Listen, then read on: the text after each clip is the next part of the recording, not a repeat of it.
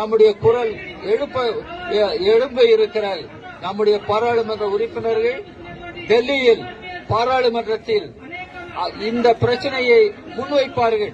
அதே போல பாராளுமன்றத்துறை அமைச்சர் தான் இன்றைக்கு சுரங்கத்துறை அமைச்சராகவும் இருக்கிறார் பிரகலாத் ஜோஷி.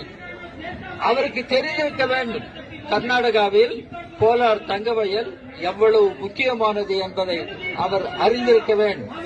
கோலார் தங்கவயலை பற்றி நான் அதிகம் அறிவேன். அங்கு தமிழ் பேசுகிற மக்கள் இருக்கிறார்கள், கன்னடா பேசுகிற மக்கள் இருக்கிறார்கள். இன்னும் சொல்ல போனால் தலித் மக்கள், இன்றைக்கு ஒடுக்கப்பட்ட மக்கள் அதிகமாக இருக்கிற இடம் கோலார். கோலார் நாம் தெரிந்து கொள்ள வேண்டும். அங்கே அந்த காலத்தில் என்று சொல்லப்பட்ட பல தலித் தலைவர்கள் மக்களை ஒன்று திரட்டி சுரங்க தொழிலுக்காக போராடி இருக்கிறார்கள்.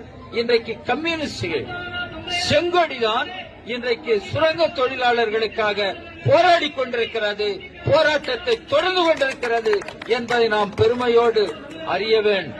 செங்கொடி இயக்கம் வலுப்பெறுகிற பொழுதுதான் தொழிலாளர்களின் நியாயங்கள் வெற்றி பெறும் என்பதை நாம் உணர வேண்டும். இதை நாம் உணர்த்தியாக வேண்டும். இன்றைக்கு பொம்மை